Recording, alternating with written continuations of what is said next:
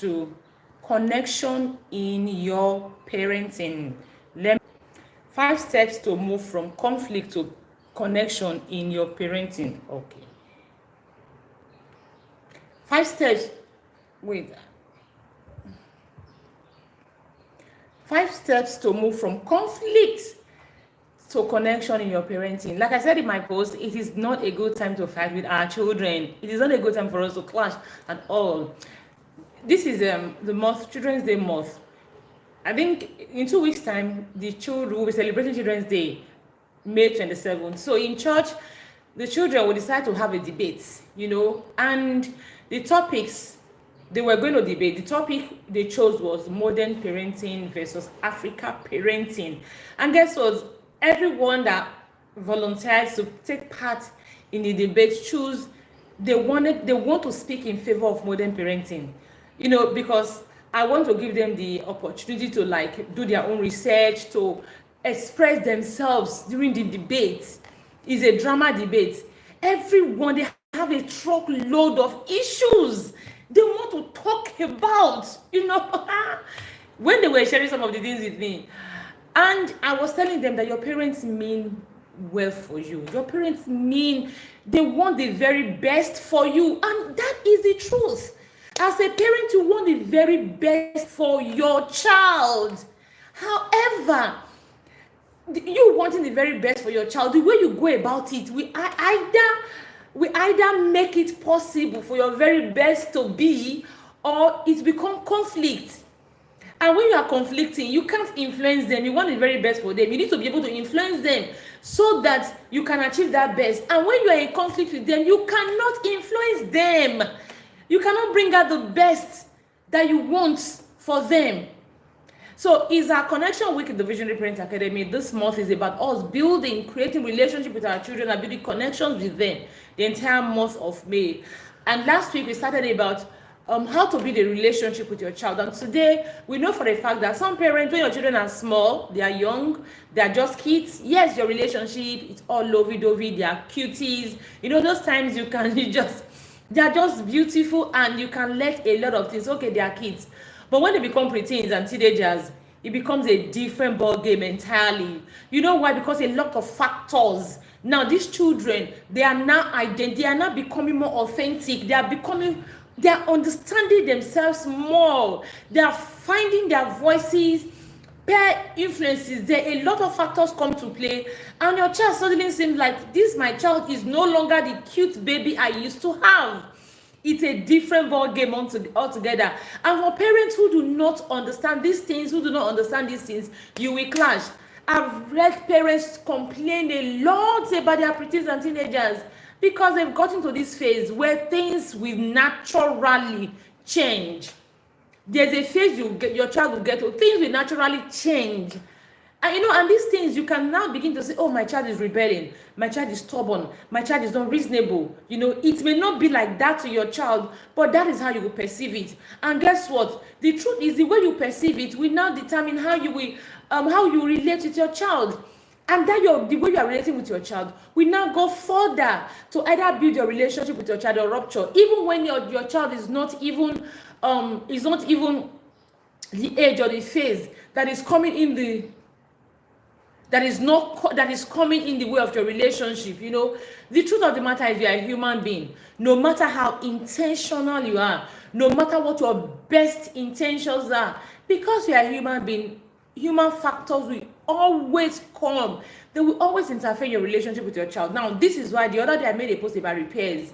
As parents, we constantly need to repair. We are going to make mistakes. Oh, yes. No matter how emotionally intelligent you are, no matter how intentional you are going to make mistakes. So what do? You are constantly going to repair. So today is all about rebuilding our relationship with your child. So if you are constantly clashing with your child, you constantly have issues, you have battles every now and then, your child doesn't listen, your child is always pushing your button, it seems they don't listen, it seems they are being influenced outside, they have friends that are influencing them, or they are just not listening, they are rebelling. You want to know that one of the major reasons why your child rebel against you is because you do not have a relationship with them. So one of the things you want to focus on if your child begins to misbehave is to rebuild your relationship. So if your relationship is in a bad place, I tell you, this class is certainly for you. Now, even when your relationship is not a bad place, you have parents you need to talk to, this class is certainly for you. So what you want to do, good afternoon, ma. Thank you so much. I'm looking amazing as always. Thank you, mom. Thank you, coach. Thank you. So what you want to do now is to just click the share button, copy this link, and go and invite as many parents as possible as you know. Invite parents, let them know that there is something here that is going to transform your parenting, because it is how to rebuild your parenting with your child. Like I said, no matter how intentional you are going to clash with your child. And if you don't know how to repair, you clash with them over and over again all of the time. Before you know what is happening, your relationship is in a mess and your kids begin to misbehave. When your relationship is a mess, your children they may not want to, it will not be easy for you to influence them. They will feel, you are against them. That will make them want to stand up to you. You cannot influence them. They want to rebel against you. They are stubborn. And not just that, if you cannot influence your child, like I always say, your child will not come and talk to you. If you don't have a relationship with your child, they will not come and share what they are going through with you. And I ask this question every single time I talk about relationship. If your child doesn't share with you what they are going through, how would you be able to advise them? How would you be able to influence them? Because a lot of things are happening. Children see things every day. Children hear things every single day. I can tell you this for free. They go through a lot of drama in school. They go through a lot of drama with their friends. They see things every day. They are curious. Their friends have said something. They want to confirm. A lot of things are just going on in their head. And they need a trusted person to be able to say, okay, this is it or this is not it. So if you do not have a relationship with your child, they cannot share things with you. If they don't share with you, again, they're going to share with someone you don't trust if that person will have good intentions towards them. Someone they may share with and the person may want to take advantage of them. Someone they will share with and the person has evil intentions. Is an opportunity for the person to then enter them in a way that you may not want. So having a relationship with your child in this time and era is not even negotiable. It's not even negotiable. No one is saying conflict will not arise. Of course it will. But you see, you need to make repairs so that you are going to have a relationship with your child. So today's class is all about how to rebuild your relationship with your child. Your child have passed that stage where they were cutie, they trusted you easily, they could come and tell you things. That stage where it was easy for them to talk to you. Even if you hit them, you smack them, you push them away, they're still running back to you because you are the only adult they know, they trust. But as they grow older, they may realize, you have not earned their trust. So they may begin to withdraw. They will not be able to share with you. Because when they are small, they are 100% dependent on you. Especially children that don't easily warm up. They want to rely on you. They want to depend on you for everything. So it is why you see babies, young children, even when their parents beat them, their parents yell at them, they still go back to that same parent. If you are with a baby, if you know a baby, maybe you are somewhere, maybe in church or outside, you see a child, the mom is smacking the child and yelling at the child. You that is not the child's parent, you are calling the child. The child will still prefer to go to their mom that is smacking and yelling at them. That is because no matter what, that parent is who they still feel safest with. But when it now becomes teenagers and preteens, some of them will run away from home. The home is too hostile. I don't want to stay. Ask very many teenagers why one of the reasons they want to enter the university. They will tell you, I'm tired of staying at home. I'm tired. I'm freaking tired. My parents are on my neck and I'm tired. Yesterday I met a teenager and she was telling me about how she wanted to go. Her dad doesn't live in Nigeria. Coincidentally, her dad came to Nigeria and she would do anything to go with her dad. She would do anything. She would even do anything to leave her mom. Anything to be separated from her mom, she would do it. She was talking about how abusive her mom is and all of that. Now you go and ask the mom and she will tell you, I want the best for my child. I'm raising my child the best way I can. I'm raising my child the way I was raised. I want the best for my child. Yes, the mom actually wants the best for her child, but the way she's going about it is breaking the bond with them. The child is not saying it as the mom wanting the best for her. The child is saying it as, oh, the mom is being abusive. So today is about how to build a relationship with your child. If you're in that place where your relationship with your child is not so good, your child is constantly rebelling against you, you are not able to influence your child is not sharing with you what goes on with them, your child is trusting outsiders more than you, your child is engaging in unhealthy, unholy practices, you just know that one of the things you want to do is to rebuild your relationship with your child so you can earn their trust and you'll be able to influence them. My name is Enimia Orebo, and this is Parenting with Enimia Orebo. What we do here every Wednesday, we come here 12 noon and we share with you, we teach you practical lessons on how to parent effectively, how to raise the child you have. And today it is going to be a practical class, So I'm going to teach you step 1, step 2, what you are going to do. And I guarantee you that if you put in the work, like I always say to parents, if you come here, you are not putting in the work, you just listen to me and you go, I guarantee you will not get results. Nah. But if you put in the work, you are going to get results. And this is brought to you by the Visionary Parent Academy. Parenting with Enimia Orebo is a part of the Visionary Parent Academy. The Visionary Parent Academy is an academy where parents are empowered with skills, with knowledge, with wisdom, with information, with nuggets, call it whatever, to raise the children they have, to parent with confidence. That is what we do in the Visionary Parent Academy. It's a vibrant community where you learn from yourself, you learn from other parents, you learn from coaches. It's a vibrant community with 4 coaches. And we have other coaches in the academy. We have professionals. So it's an academy you want to join. It's an all-year-long academy, and we are closed for 2025. However, we are already open for 2026. If you want to join us, just send a message, and we'll tell you how you can join us for 2026. We promise you that it is a transformational academy. A lot of things we do, and every day you get practical tips, practical nuggets, practical strategies to raise the child we have. We start by creating our vision. You understand your child, you understand yourself. This class we are having, the connection, this entire month, we are building connection with our children.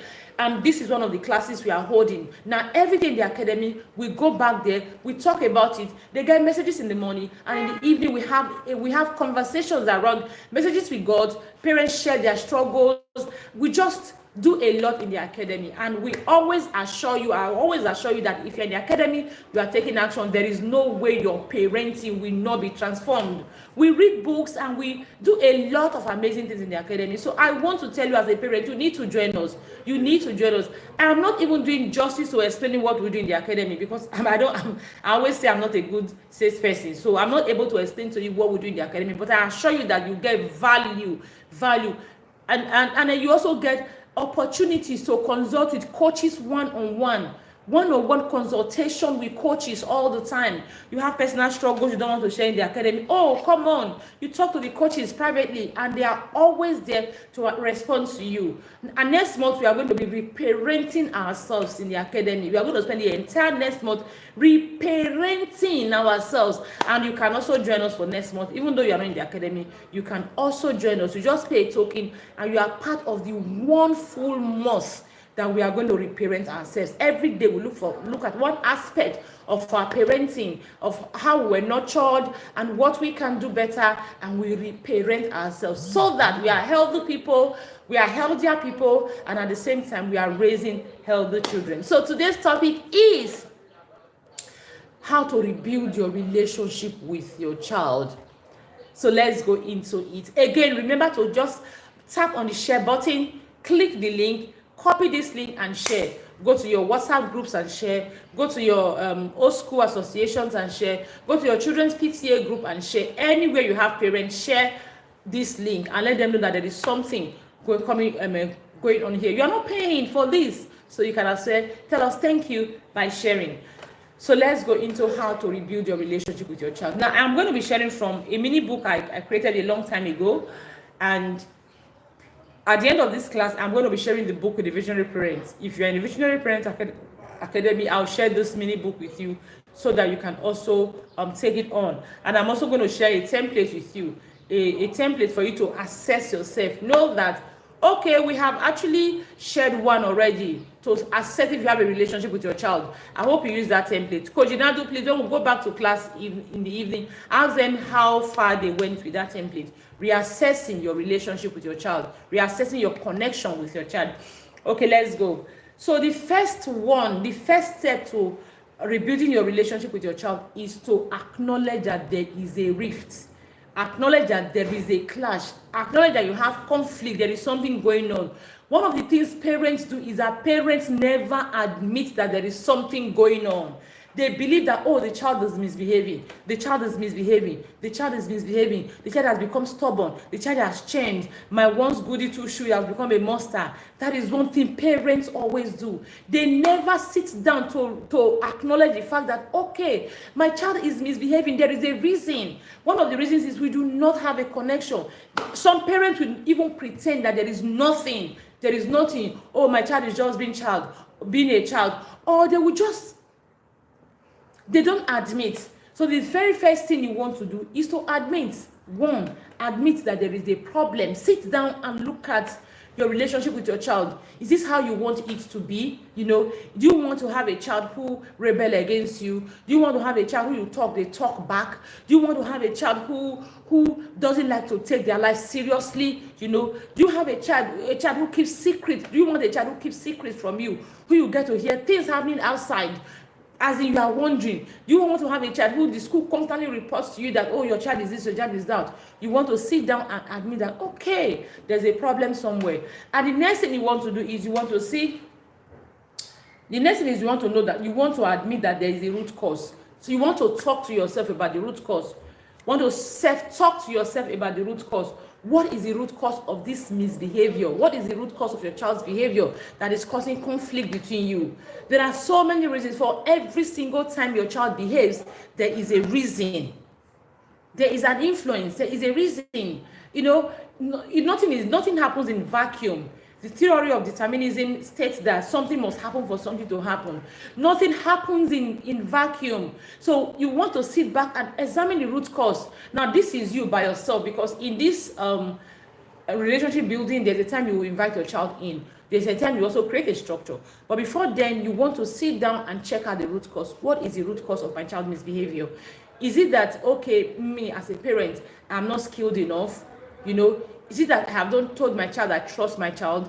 Is it that, yes, I examine the root cause? Is it that, what is it? Is it that I'm being authoritarian in my parenting? What is it? Is it that I'm constantly hushing my child, and because my child is a strong-willed person, I'm appearing like I'm bullying them. Because my child is a strong-willed person, I'm now raising a rebel. Or because my child is not a strong-willed person, there are people who don't like certain things that I keep doing, and now my child is now becoming cold and withdrawn. My child is now sulking. What is the root cause of this thing? You need to go back and you need to go back and examine the root cause. So your reactions to your child that is causing all of these things. How did I get my reaction? Are my reactions valid? Are they actually valid? Or I'm just reparenting based on how I was raised, how I was programmed? What is the root cause? I need to find out. Because if you do not know the root cause, you will not be able to really, because when you are building your relationship with your child, right, you need to make repairs. You need to fix. Something is up somewhere. Something is leaking. Something is broken. You want to fix it. Before you fix it, you want to go and check, okay, what is the root cause? Because you want to fix it from the roots. So you want to then build a relationship with your child, but you don't want to give reasons for your relationship to relapse. Now, if you don't tackle it from the root cause, your relationship is going to relapse, whatever you are trying to do. So you want to go back to the root cause and check it out. You want to, because a lot of the things we do as parents, if you look at them, they are not valid. I can tell you, a lot of the times we respond to our children, we react to our children. So many factors. We have a book in the Visionary Parent Academy called 16 Ways to Discipline a Child Without Flogging. We have that book. If you get that ebook, if you're not in the academy, you can get the book. If you're in the academy, you can, if you don't have the book, you can ask for the book, Oh, you can't hear me again. What's the matter now? Please, if you can't hear me, let me know, please. Let me know. Oh my gosh. Can you hear me now? I don't know what to do. Okay. If you take your time to look at those behaviors, those things you call misbehaviors in your children, I can hear, okay, thank you, ma. You realize that there is a reason behind every misbehavior. You know, and sometimes we just call them misbehavior, we conclude. So you want to sit back and say, okay, my reactions to my children's behaviors, have they been valid over time? Are my children not just, are they valid? Children are human beings. A lot of factors will come into why they misbehave. So as a parent, for you to rebuild your relationship with your child, you need to evaluate the root causes of your misbehaviors. Because the truth of the matter is, if your child was a goody two shoe, if your child was just like, okay, sit, stand, your child is doing everything you want them to do, you will not have it. You know how you will not have issues. You will not have issues. Now you have issues because your child is either doing something you don't want them to do, or they are not doing something you want them to do. That is why you have issues. So what you want to do is to go back and recheck. And I guarantee you that very many times, the things our children do we call misbehaviors are really not misbehaviors. They are just us reacting from the way we are programmed. They are us reacting from the way we are stressed, we are raised, we are programmed. They are us reacting from a place of stress. This morning, my kids said, okay, they usually don't take beans to school. So, but I noticed that they just take, okay, they take spaghetti, rice, and they can take potato. They don't always like to take yam to school. So they do yam once in a blue moon. We can eat yam at home, but they don't like it to school. And so I can understand that with them. It's easy for me to empathize with them because me too, I don't like yam. I always say eating yam is stress, especially dry yam. You know, yam that is dry, like yam that we have now. I always say eating it is stress. So I don't like it generally. So because of that, we let it. We don't eat it much in my house. Of course, except my husband that loves yam. Yeah, we don't eat it much in my house. So they'll take like potato, plantain, and things like that. So for about 2 weeks now since we resumed, they've been taking only rice and spaghetti. So this morning I said, okay, we have beans in the freezer. Why don't you take beans and bread? Okay, they all agreed. Okay, they'll take beans and bread. And I said, okay, because I forgot to mention it that they should bring out the beans yesterday, and I even forgot to bring it out myself. I said, okay, this morning I'll wake up super early, I'll bring out the beans, I'll put it inside the pot with water and boil it so that it will melt. Guess what? I have a bowl of egusi soup in the freezer, and I have a bowl of beans in the freezer. I went to the freezer, I brought out a bowl of egusi soup, I put it in the pot. The thing was boiling for over 1 hour. I did not realize that. It was when I started perceiving the aroma. I said, who is cooking the egusi soup this early morning? They never break somebody done they cook egusi soup. That was when it just clicked my head. It just clicked. I said, wait there. You know, I went and I realized that I had warmed the egusi completely defrosted and the beans was in the freezer. And by then it was we're already like, okay, it's time to get ready. We're already preparing. And eventually I had to go back, remove the egusi, I brought out the beans, and I started with the beans all over again. Now, if it was a child that did that, as a parent, we'll be super angry. We'll be calling them careless. We'll be calling them not attentive to details. We'll label them, call them a lot of names. But it is human factor. Forget. Okay, what about me? Who will label me? Who will call me careless? Who will call me not attentive to details? So every time children misbehave, there is a reason, a root cause. And if you want to rebuild your relationship with your child, you want to make sure you go back and check the root causes of your children's misbehavior. You want to make sure that they are actually misbehaving. You know why? So that after building your relationship with them, you are not responding to those behaviors the same way you are responding to them, which will cause your relationship to relapse. So you want to make sure of that. You want to realize, oh, is it my temperament as a parent that is coming to play? You want to ask yourself, how well do I know my child? How well do I know my child? Am I just assuming all the time? You know, you want to evaluate, ask yourself a lot of questions. If you're in the Visionary Parents Academy, go back to 16 ways of disciplining the child without flogging, and you find out root causes of our children's misbehavior. So you want to sit down and understand, okay, these are the reasons why my children they are misbehaving, or I think they are misbehaving. Now, the next thing you want to do is to take a decision. After your self-examination, some truth will stare at you in the face. It's time to be sure what you want and what your child wants.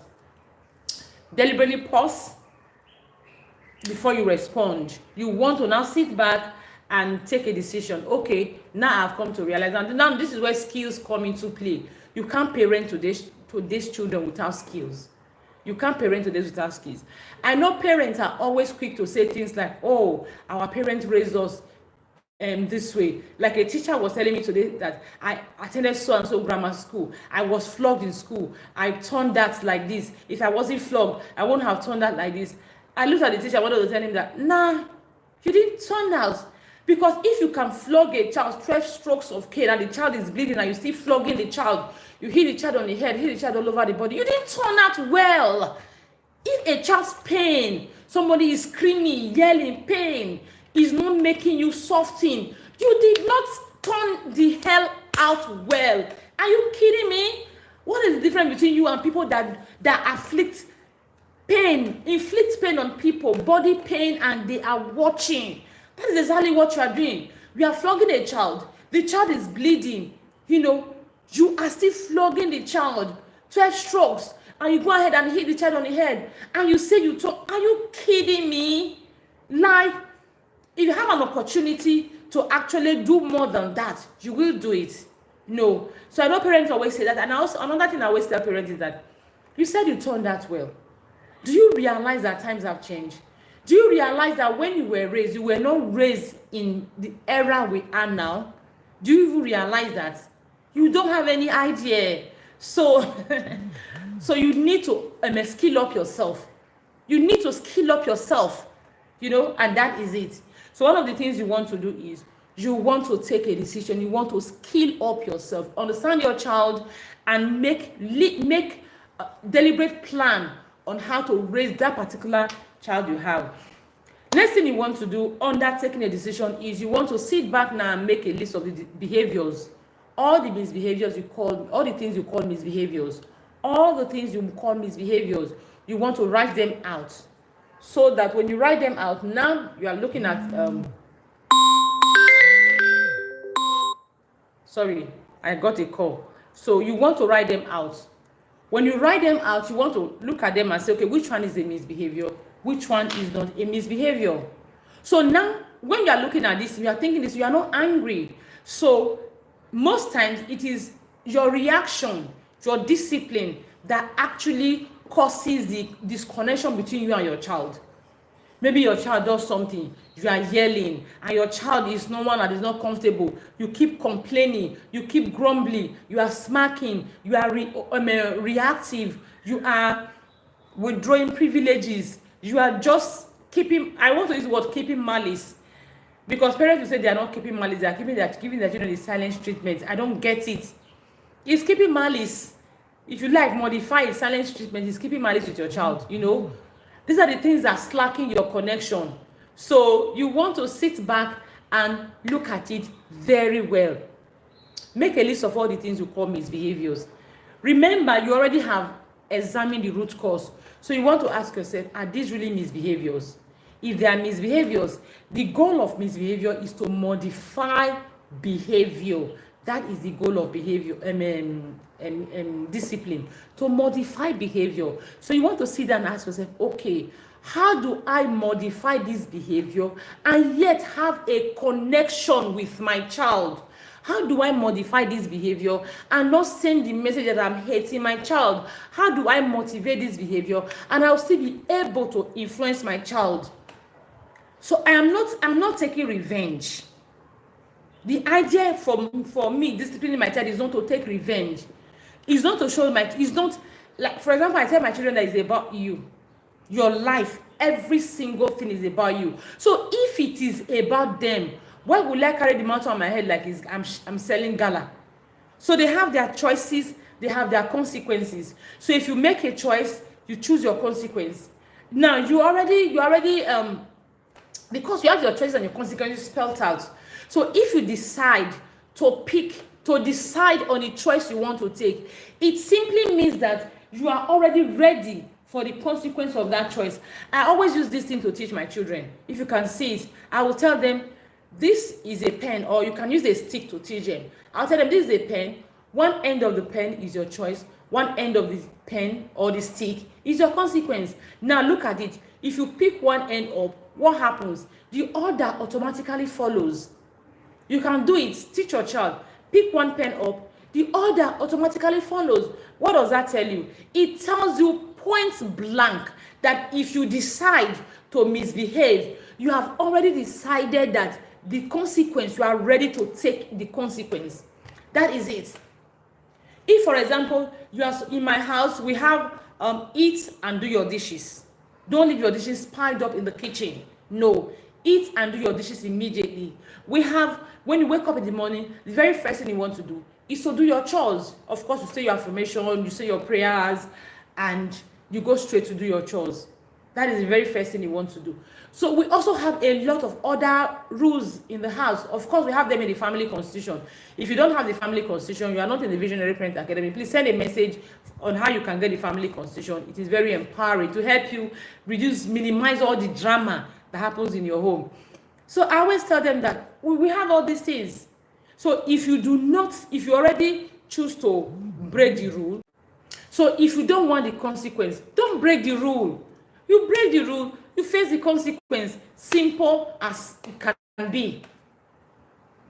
You know, as simple as it can be. So you want to now sit down, now that you are not angry, you want to sit down and make a list of those misbehaviors, make a list of the consequences of the misbehaviors. You are not angry. Now you are able to sit back and examine yourself. Able to sit back and ask yourself questions. Is this a misbehavior? Make a list of all the things. Make a list of all the things your children do that get you yelling, get you sparking, get you responding in a way that break your relationship. Remember, the goal is to discipline with connection in mind. And you know where parents get it wrong most of the time? Very many parents believe that when you don't, like, many parents believe that when you focus on connection, you are permissive, or you should be permissive. I tell you, no, connection is not a gateway to permissiveness. You are not permissive at all. Connecting with your child is not a way. It does not give you a pass to be permissive. No. Okay, let's go on. So make a list of all the things your child does that actually make you clash, that get you. Make a list. They don't do their chores back, make a list. They go out with they have the wrong, you don't want them to keep, make a list. They watch they are addicted to their phone on TV, make a list. Just make a list. They don't seem to take their life seriously, make a list. Make a list of every single thing you complain about. Then sit back and look at those lists one after the other. Trace the list to the root cause. What are the root causes of these behaviors in my children? So the ones that are outright misbehaviors that you have been able to identify as misbehaviors, then you want to go and put consequences to them. Remember, your consequences have to be logical and reasonable. And I tell you, the truth of the matter is, even the ones you may call misbehaviors, they may not be misbehaviors. You only need to know. You only need to know how to handle them. I remember my parents in the Visionary Parent Academy was sharing with me one time. She was super upset with her son. What happened? Her son had written, I think, JAM exam. The son did not do well at all in JAM exam, not this year, one previous year. The son did not do well in JAM exam at all. I think the son got very ridiculously low score. And so she expected the son to be, remorseful, carry book and be reading up and down. Lo and behold, she went to the child's room in the middle of the night, around 11 or so, far gone into the night, maybe 1 or thereabout. And she saw this child on TikTok laughing in the night. She was so upset, like, what the heck? You did not pass your JAM. I expected to be buried in your books, or even be crying, seeing how you can fix it, and you are watching TikTok video. Are you okay? She was so angry, and she was like, even the husband was going to get something to beat the boy, a teenager writing JAM already. And I told her, To you, that is a misbehavior. Do you know why the boy did that? Do you think you are more pained than that boy? Nah, that son of yours, as he is there, a lot of factors may be going through his head. A lot of things may be going through his head. My friends are already in school. My friends pass jam. What face will I use to face my friend? How I will not stay at home for another 1 year. What do I make of my life? Why did I not even pass that question? If I knew, I would have read extra. I would have not slept for 3 days. Or maybe I would have gotten to exam earlier. He will be thinking. And maybe the only way the boy could console himself that day was he wasn't able to sleep in the night because he was restless. Those thoughts were just intruding into his thoughts were clashing, rioting in him. So he just thought, well, let me just watch something and make myself happy. So that could be the reason. Just like an adult, we have adults who will say, why are you drinking? I want to drink away my problem. You know, I hear a lot, I read a lot on Facebook. People will say, in Nigeria, when you have a problem, just have data. When you have problems, just buy data. Data cures your problem because it brings you on social media, you start laughing, and before you know what is happening, you have forgotten your problem. That is exactly what the boy was doing. He was forgetting his problem. So because his parent did not see that, probably the boy did not know better how to forget about his problem. Like my husband will say, let me use it to clear my head. God bless you, ma. God bless you, ma. Children are human beings, you know. Children are human beings. So they also have their own strategies of clearing their heads. And, you know, especially because, you know, the world is so distracted. I remember back then growing up, I tell my children that one of the things that used to clear my head was writing. They call it sublimation in psychology. When you convert negative energy into productivity, you know, it's like life giving you lemons, making lemons, life giving you lemons, making lemonades out of it. Something happened, you are broken and all of that. That's what I used to do in those days. That is why writing comes so easy. Writing comes so easy, you know, super easy for me. I can produce. Writing comes super easy for me because I've been writing for the longest time. And I used to write back then as a teenager, you know, when I have issues going on with me, I just pick book and I just start writing. There were nothing like phones then. So maybe if they were like phones, maybe I would not be writing. I would just be also watching skits and you know, going on social media. Maybe that's what I would have been doing then. But then because there was no phone, I was not writing. So children of these days, they now have phones, one thing for them to clear their heads. So again, you need to sit back, take a decision, and you're taking a decision, you need to equip yourself. And it's one of the things we do in the Visionary Parents Academy. We equip you. You have your struggles, you come and share, and we are going to give you a plan. You come inbox. If you're not free, if you don't feel, okay, this is too private, I don't want to share in the public, you come inbox. And as long as you're a visionary mom, a visionary dad, we are going to work with you inbox, give you a template for how you can grow in your parenting.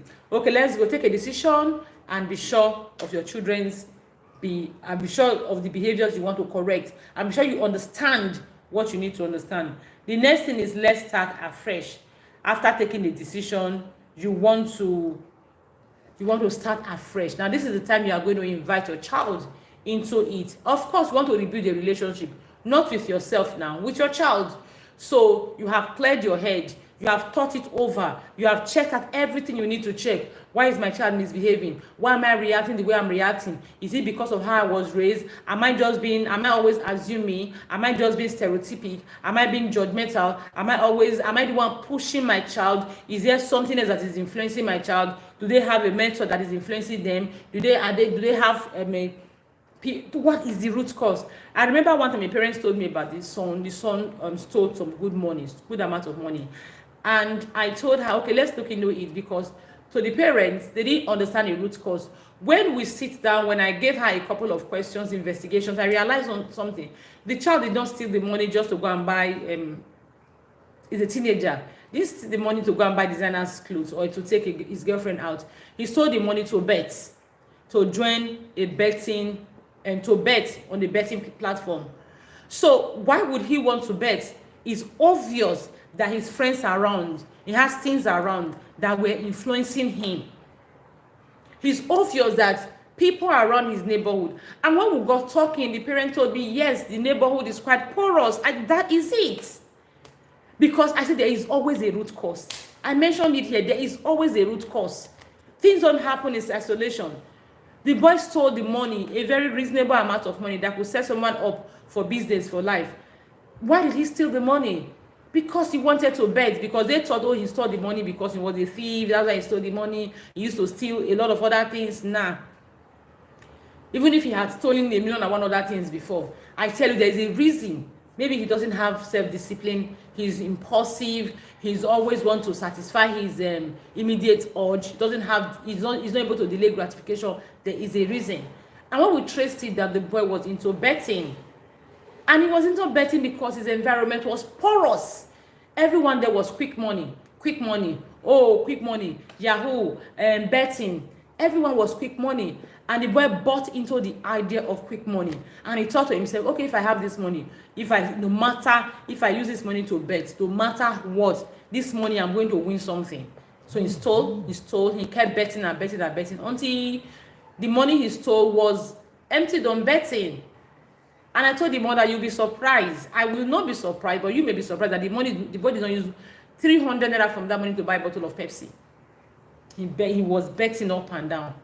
There is always a root cause. So when you have checked all of that out, what you want to do now is to invite your child, because you want to have a fresh start. After understanding that you want to have a fresh start, you call your child, you create an environment that your child can talk. You want to talk to your child. You are not going to talk to your child in a marketplace. You have to watch your child, because you are the one that you want to create a relationship with your child. You are the one that bothers about how your child's future will turn out. You are the one that knows better. You are the one that has the mandate to train up a child in the way he should go, so that when he is old, he will not depart from it. You are the one that you are the one with a vision to raise global champions and not local champions. So you are the one.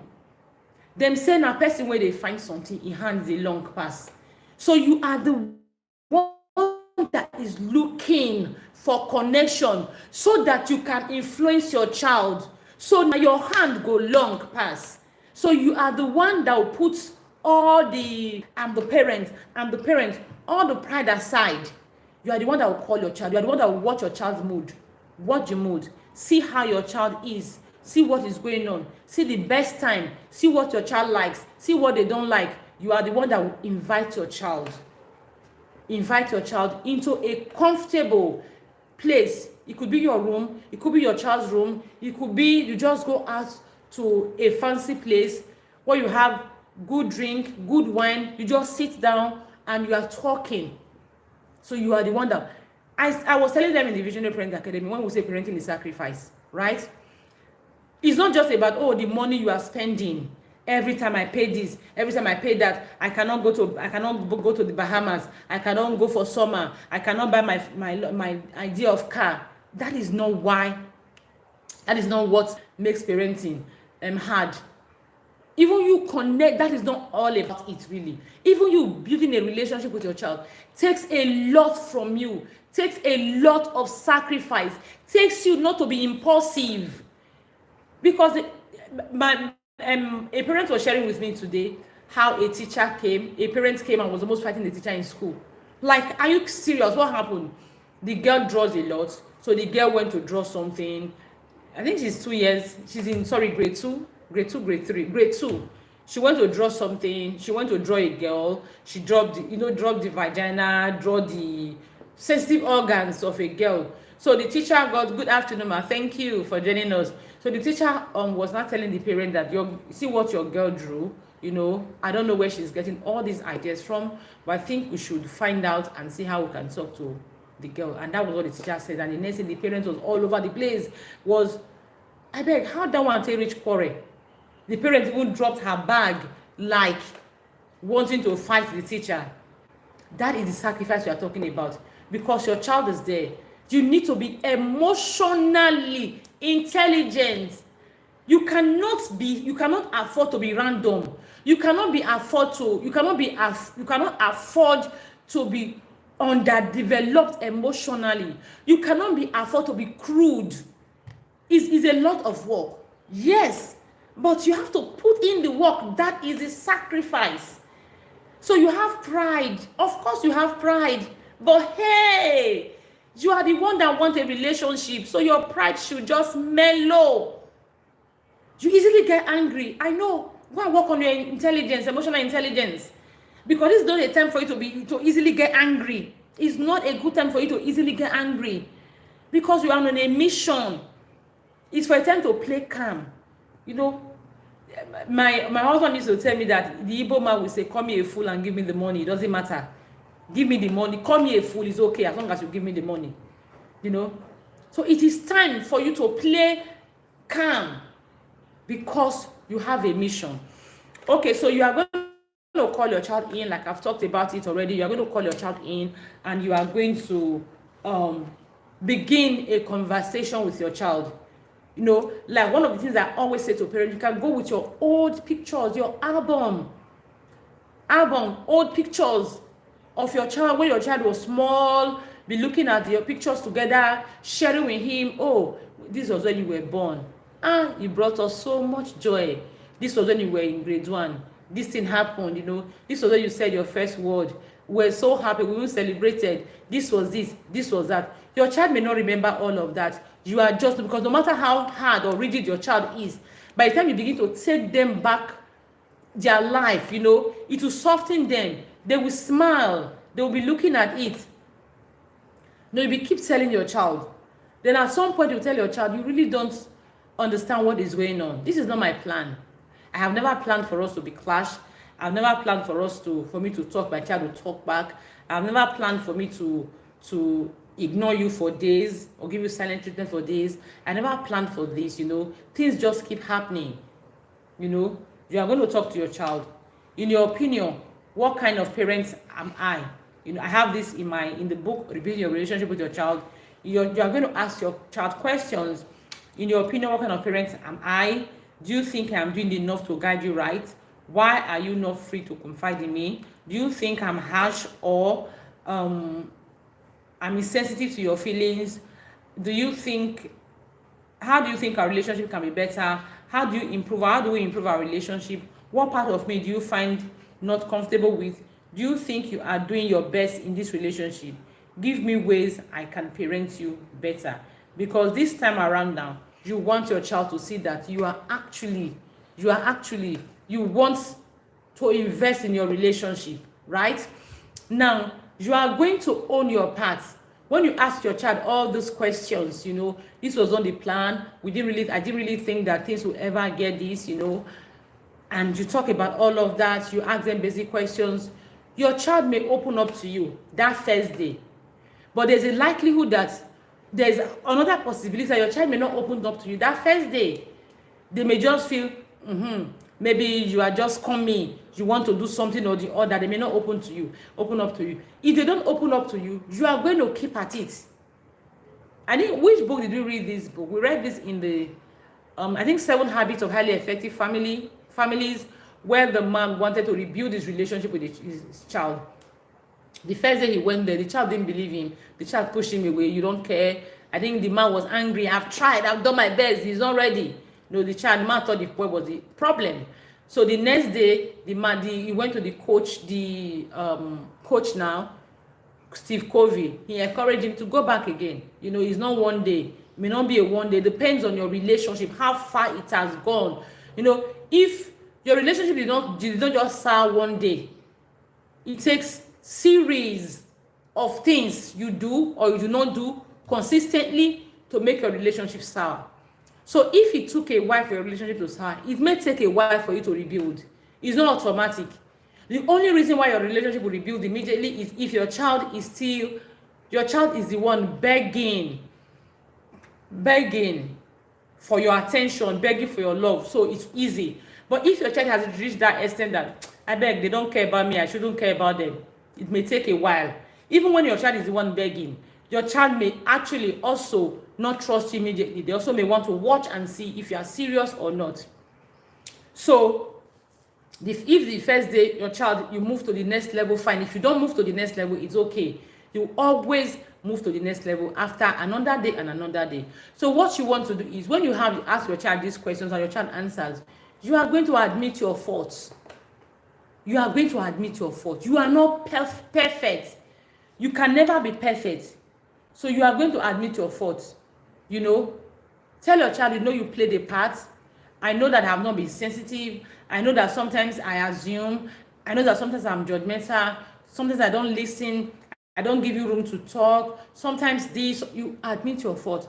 You tell your child, but I am sorry, and then you begin to communicate your fears and expectations. I'm sorry, I didn't know better, but now I know better, and I'm ready to invest in our relationship. I'm ready for things to be better. I'm not perfect. I don't promise you that I'll be perfect, but I promise you that I will do my best. So you begin to communicate your fears. And I'm doing this because, like a child said to me, a teenager said to me, if my mom sees me talking to any boy at all, my mom is already seeing me pregnant. She see me pregnant. She see me with a baby. She see me selling tomatoes in the market. She see that I've dropped out. Once she sees me with a boy, her mind just goes from 0 to 1 million, So, and that thing annoys her. It's breaking their relationship. The other one said, my parents, one of the reasons that crashed their relationship is the father forcing her to study a particular course that she doesn't want to study. That's what crashed their relationship, So another one is, you talk back at your parent, your child is talking back at you. You have reasons. You can begin to share your fear with your child. I wanted you to study medicine and not this business that maybe you are studying, so that you have more advantage. Your fear. I don't want you to graduate and begin to look for a job, because I don't have a company for you to come and inherit at the end of the day. So I actually want you to have something going for yourself. When you graduate, you have something going for yourself. That is my desire. That is what I want. You begin to tell them, I see you with a boy and I'm afraid. I'm talking because some boys actually want more than you know. Sometimes you don't realize. Sometimes you are naive, and because you are a girl, these are the reasons why, these are the things, these are my fears, You begin to tell them the reason for your fear, so that they too can understand. Then you communicate your expectations. What are your expectations? Then you now move forward to let your child talk about their vision. Their vision. I was reading a book, The Child Whisperer. I was reading a book this afternoon, The Child Whisperer, and the author was talking about a child who the parents were complaining that he wasn't doing well in school and things like that. But the child has his own path. The child got to school, I think he was in a certain level, he withdrew. He felt for his dreams, for his desires, school were not meeting it. He was already in school. Not that he didn't enter school, he was in school. Just like the likes of Bill Gates, the likes of Mark Zuckerberg, for example. They were in school, but maybe at some point they felt, nah, I'm wasting my time in school. School is not, or let's come back home like Vicky James, who abandoned school when she was in final year. So I'm not saying it's okay. I'm just saying that there are some children who have a mind of their own. They seem to already know what they want. They seem to have figured out their life, Like the author said, that the child spent 2 years reading the minds and strategies of the people who were already on the path he wanted to take. He took a course. He wanted to be, I think he wanted something in business. He took a diploma in business administration or business or something like that. After taking a diploma in that, he started studying, spent 2 years studying the minds and behaviors. The minds and behaviors of the people who he actually wanted to pattern his life after. He dropped out of school, So you ask your child to share their vision with you, because you and your child may be clashing because you don't even know what their vision. You don't understand them. You don't understand their burning desire. Everyone has a desire that burns. There's something we all burn for. So if you don't understand what your child burns for, you may not be able to now say, okay, let me, you will not be able to empathize. You will always clash. Someone was sharing, okay, my church teacher was sharing me about a girl who was going to study medicine. He had written JAM, he passed JAM. He said no, he wasn't going again. He wanted to study arts. What do they call these people that draw? That's what he wanted to study. He said, meanwhile, when he finished her gap year in school, is a girl, her gap year in school, what she did was she was just drawing. She always loved to draw, and her parents were just trying to stop her. But because it was her gap year, it was better for her to draw than for her to be gallivanting about. So they allowed her to draw. So when she was drawing, she drew pictures that actually caught the attention of good, prominent people. So that was how she was going for exhibition in Port Harcourt and all over. And that year she wrote JAM. When the JAM result came out, she made good grades to study medicine. So halfway she just said, nah, she wasn't going to further with that medicine. She was going to continue on the path of her art, the path of her craft. That was what her heart burned for. That was her passion. So now, if you don't understand that there is something that your child burns for, you may just keep forcing them. And I tell you one thing, like I told them in the Visionary Parent Academy, I've come to realize that when we pursue what we are passionate about, you are passionate about something genuinely, it becomes easier for us to make success than when we pursue things we are not necessarily passionate about. For example, if you pursue a path because of money, success may be luck. But if you pursue a path because of passion, it's easier for you to make success because you are passionate about it. You are genuinely passionate about it. It's easy for you to take all the rubbish thrown at you. It's easy for you to not to break down in the face of disappointment. Something happens, you are not getting what you want to get. Life is not giving you what you want to get, what you want life to give you. It's easy for you to go on that path because you are passionate about it. You are more creative. I was telling someone, if you are passionate about something, your creativity will just be super creative before you know what is happening. You just find different ways. Okay, I'm doing this particular thing. It's not working. This is not working the way I want to do. It's not working on this path. Okay, let me do this. Let me tweak it. Let me do that. That's because you are doing something you are passionate about. So one thing is you want to let your child share their vision with you. One of the reasons you want to help them, let them share their vision with you, so that you are on the same page with them. You want to understand where they are coming from. Like the girl that said, the father, the issue with she and her father is because the father wanted her to study a certain course she wasn't comfortable with. So when you understand the child's passion, understand where they are coming from, it becomes easy for you to understand with them and for you to say, you can even guide them. So you will not even be doing parenting alone. It is then you will not need to say, okay, the next step is you are going to call, get a role model for them. People who are doing things right. You are going to sit down and do your own research. I always say to parents that your child has strengths, your child has weaknesses. What you want to do is you are going to look, no matter what that strength is, no matter how you think, it's just something, it may not actually empower them economically. You want to sit down. Thank God we are in an information age. Pick your phone and just ask Google. People who are doing this particular thing your child is doing, and they are doing well for themselves, and they are making God and themselves proud. You get loads of people, and then when you are able to help your child get a role model, because you understand your child's vision, you're able to help them get role models, and you're able to understand with them, get role models for them. The next thing is you are going to now set your behavior expectations. Okay, I've apologized for where I have wronged you all along, and this is your vision. It is fine. See how we are going to go about it. We are going to now set behavior expectations. The fact that you are not rebuilding your relationship, with your child, doesn't mean you are going to be permissive. You are not going to be permissive. Because the truth of the matter is, if you are permissive, it is still the same thing. It is still the same thing. Because tomorrow your child will even blame you for not giving them proper guidance and direction. So your relationship will go back to shambles. So you are going to set your behavior expectations. Now that we're on the same page, I have your vision. I understand you. I understand why we used to clash. So what are we going to do? Now these are the things I expect you. You don't do your chores when you are supposed to do them. It makes me talk. I come back and I am talking.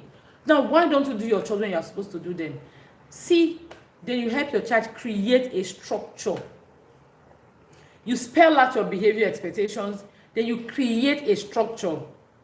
This morning, my daughter she woke up super early. She will do her revision, and she was telling me that she was doing her revision because I was not where she was. Her younger brother was making noise around her. I don't know who woke that one up. He didn't want to do revision. The sister wanted to do revision, and he woke up and started disturbing her. I told her, okay, what are we going to do about it? Because what I try to do with my children is empower them with skills to deal with situations. Because the truth of the matter is they may not always be able to maybe someone is in your way. You will not be able to tell people how to behave. But at least you can now tell yourself how you will behave. You may not be able to tell people how to behave, but for yourself, you can decide what to do. Right? I mean, is that the right word I'm looking for? Okay, you are responsible for what you do. I don't necessarily what people do. So your brother was disturbing you today, so you are not responsible. You can tell him stop, he refuses to stop. So you are not responsible for that. But what can you do? How you respond to his behavior, his disturbance, if you are responsible for it. So what do? You stand up, you leave where he is, you go to another place.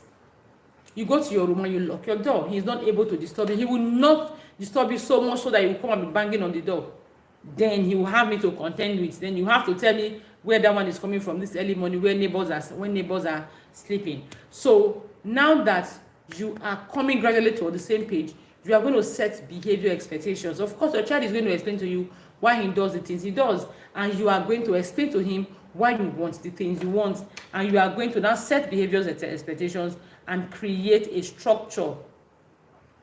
Create a structure around it. Now, after creating a structure around it, you are going to talk about discipline. The fact that I'm rebuilding my relationship with you, yes, it means that I'm rethinking a lot of the things I used to do. So we are not going to be doing all of that again. So we are going to have a different system. So our rules are this: before you go to bed in the night, you are going to drop before 7 o'clock. You are going to drop your phone. No, you are not taking your phone beyond 7 o'clock. Or you don't take your phone during school days until weekends. That is the only time you take your phone. Or you don't watch television until weekends. Or you do your chores at so time. And this is why you need to do your chores at so and so time. Like I tell my children, before you go to bed, the kitchen must be super tidied. Why? Because we have cockroaches in this area. We have cockroach issues. And we don't want cockroaches in the kitchen. So because of that, before we go to bed, we must fix the kitchen. So you have to explain to them why. Explain to them why, actually knowing that the why benefits them. Like my son, my 8-year-old, he's scared of cockroaches. While my 13-year-old, if he's eating, you mention cockroach where he's eating, he's disgusted. He doesn't want to even hear of it. He feels disgusted. He even wants to throw up just because you mentioned cockroach when he's eating. So you have to explain to them why and give them how it benefits them. They know how it benefits them. It's easy for them. Then you teach them how to achieve it. You have given them your expectations now. You are going to teach them how to achieve it. For example, you have a child. You are telling your child, okay, I need you to do tidy up the kitchen before you go to bed. The child goes to school, comes back. You have to teach them how to achieve it. When you get to school, you come back 4:30. What is the next thing you want to do? Create a structure. Create your back from school routine. Set alarm on the phone so that alarm tells you what to do. You get back from school, you take your light meal. Probably if you have your uniform to wash, you wash your uniform. After that, you wash your food flags or whatever you have to do. When you do all of that, you tidy up the kitchen, you prepare dinner. Just help them teach them. You don't necessarily have to help them because they are preteens and teenagers. So these things, you only teach them and leave them to do it. Set alarm. Create your back to school routine. Set alarm. Teach them. Now, these are the things that make us clash in the past.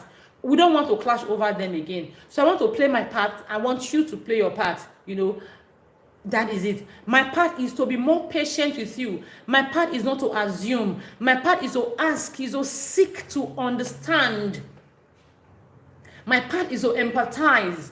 My part is to make things easy for you, right? Now, these are my parts. Now, these are the parts I have to play. You also have a part to play. So you play your part, and to make your part easy for you to play, you are going to do this like I just talked about. Okay, if you realize that you always have to tell your children what to do all of the time, they come back, they leave the whole house messed up. That's one of the reasons you keep clashing. And you are telling them, you are now telling them what to do. They are telling you, leave me alone. They are angry. You're stomping their face, stomping their feet and slamming the doors. Then you know that you have to tell them, sit back. Why do you find it difficult to tidy up, to clean up? You forget. You play, you get carried away. So what are you going to do? You are going to create your back from school routine. Like my kids once said to me, when they wake up in the morning, they are super tired.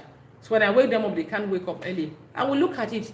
You are super tired because you don't have enough sleep. So what are we going to do? You are going to go to bed 8:30 so that 5 o'clock you can wake up. That way you will have enough sleep. And when you are woken up, you are already good to wake up. It's easy. So because of that, what do? 8:15 at the most, 8:15 at most, they packed up from when they are doing their revision. They go and bathe, tidy their bed, and 8:30 they are in bed sleeping. Teaching them how to achieve those expectations you want them to achieve. And one of the things you want to do is to be super patient. Remember, it will not take one day. Even your child, we want to test you. They want to say, is my mom for real? Is she really ready to rebuild this relationship? Is he really invested in this relationship? Should I trust her? So you need to be super patient with your child. You need to be super patient. The next major thing you want to do, you now want to create family traditions where you have time for bonding, you have time for, you just create family traditions. Like I was saying, the parent tells the Visionary Parent Academy, I said, oh, I didn't remember it was your birthday. I'm supposed to remember it's your birthday. What do I want to do now? I want to include your birthday in our family calendar so that I'll remember, oh, it's your birthday. I will celebrate you.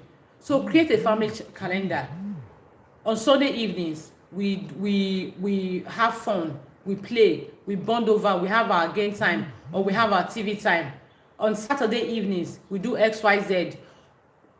On once in a month, I take one of my child out. We have a safe space where it's just me and this particular child. We play together, we have fun. I get to know some things they may not feel comfortable sharing with me when their siblings are there. They share with me, you know. Especially, for example, I have a girl child and I have 2 boys. So there are things I want to share with my girl child. I don't want my boys to know. For example, I want to talk to my daughter about hormones. I want to tell her that, okay, there are times in the woman's life that she will be so vulnerable that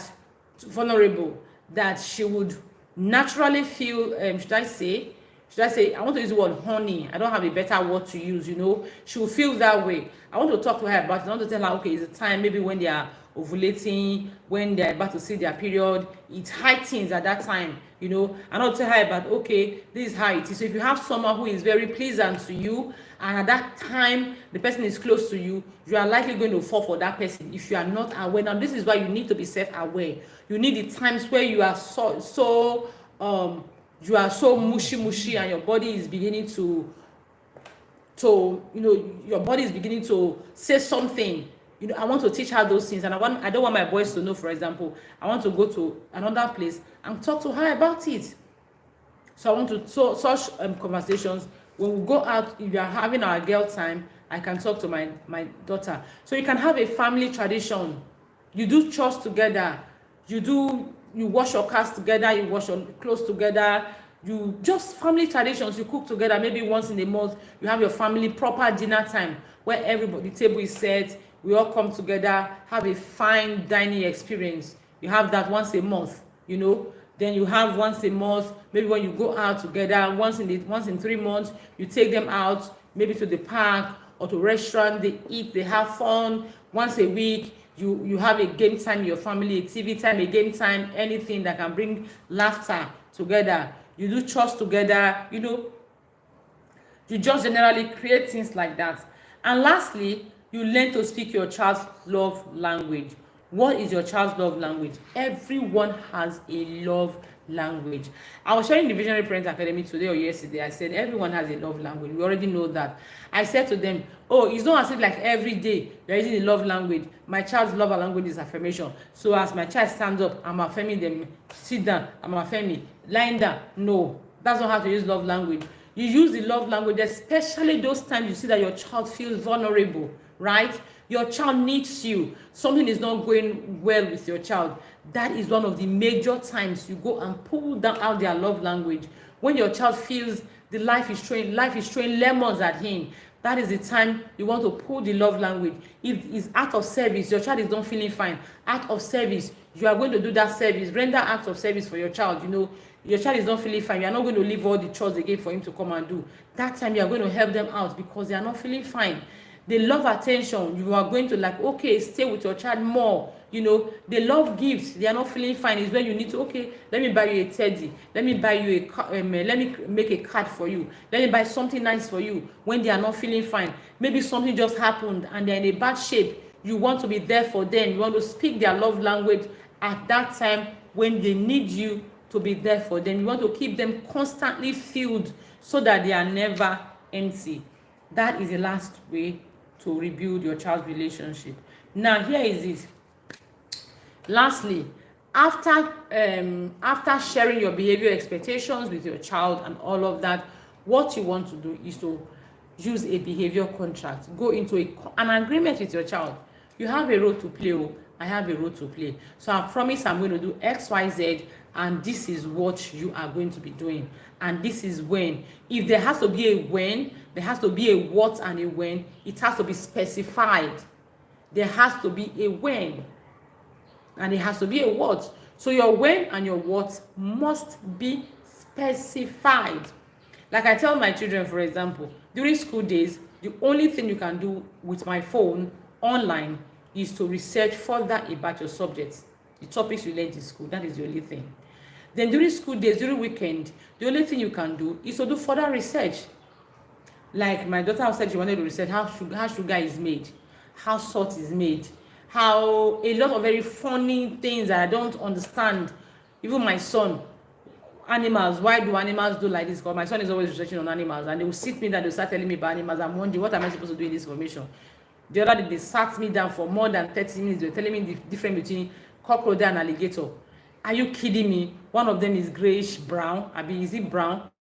One of them is bluish, blue something.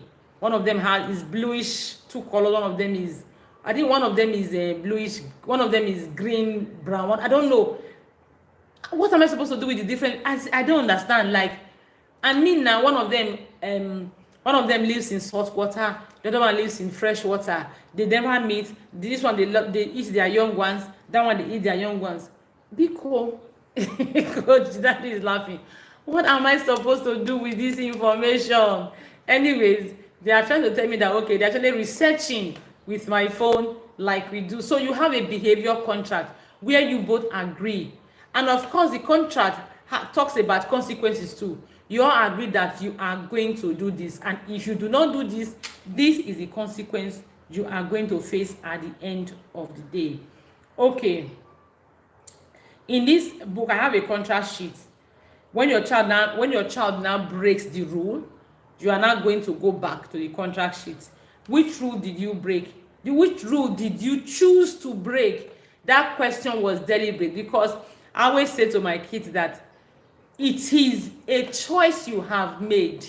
Like I said a while ago, if you choose to do this, remember you have the consequence along with it.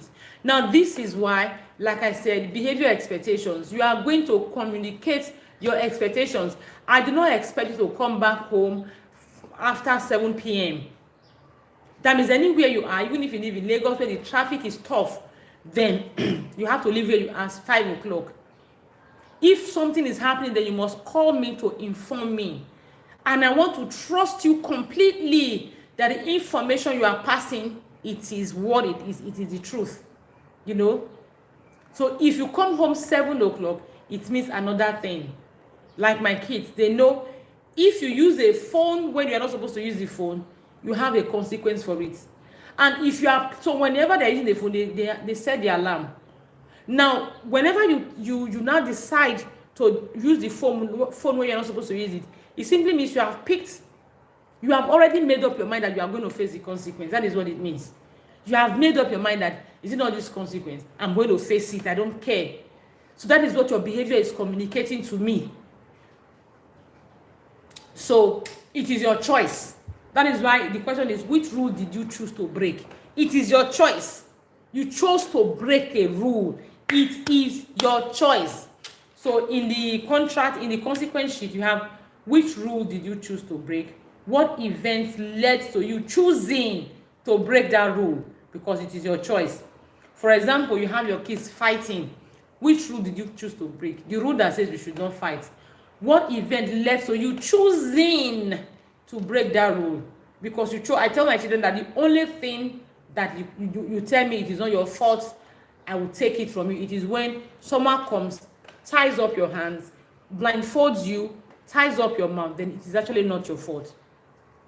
Because that person is more powerful than you, it is not your fault. But any other thing, it is certainly your fault.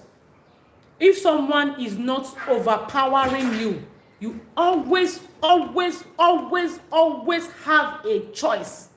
Now, you can't say it's not your fault. You can't say you don't have a choice. You always have a choice. So if you choose to break a rule, then you choose the consequence. So what event led to you choosing to break the rule? Why do you think this rule is important to us in the first place? For example, you are fighting, you choose to break the rule because maybe your sibling step on you. Why do you think the rule is important to us? Why do you think not fighting as a rule is important to us as a family? What are the consequences of breaking this rule? Now, how do you plan to regain trust? Because you've broken a rule simply means that you have withdrawn from your trust bank account with me. So how do you intend to rebuild that trust I have for you? How do you intend to rebuild it? What alternatives did you have besides breaking the rule? Your sibling annoyed you. What were the options you had? You choose to fight, right? What were the options you have that you choose to fight? How do you intend to keep this rule faced with the same event next time? So if they annoy you next time, how will you now keep this rule? How will you decide not to fight next time? Good luck with your consequences. Of course, this will not be part of, this is not the consequence. This is just a reflection sheet for you to sit back and reflect, and good luck to your consequences. You don't need to print it out for them.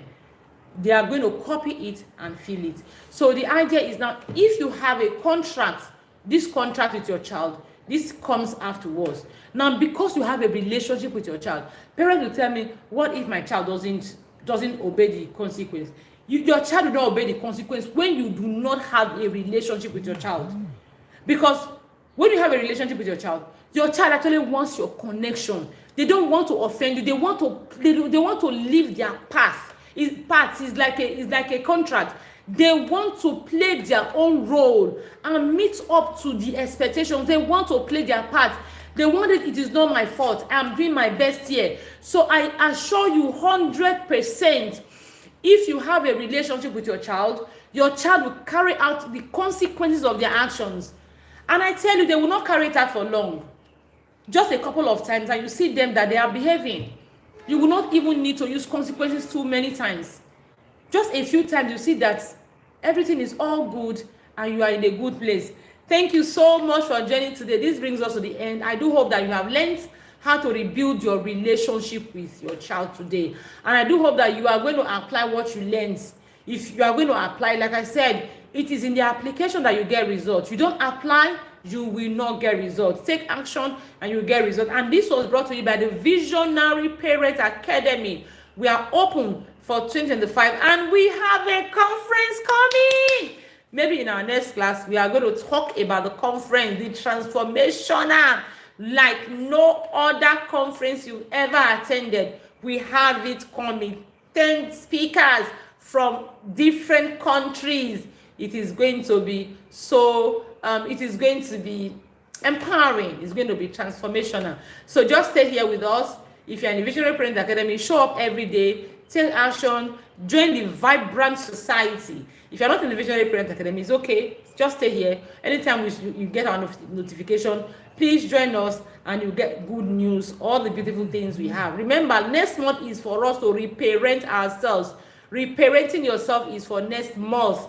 So we are going to be sharing details on how you can also be part of the class in our WhatsApp broadcast, in our WhatsApp groups, and of course when we come here next week, we are also going to share details of how you can join the class. When you reparent yourself, you will unlearn some of those programming we learned that did not help us to become better, and they will not help our children to become better. This is the Enemy of Rebel, and this was brought to you by the Visionary Parents Academy. Again, you want to click the link and copy it and share on all the platforms you belong, your WhatsApp groups, alumni groups, PTA, church community, mosque community. You want to share it anywhere parents are. Please share and let parents know that there is something happening here. And keep it there with us next week as we come back to you. And next week we are going to talk about how to earn your child's trust.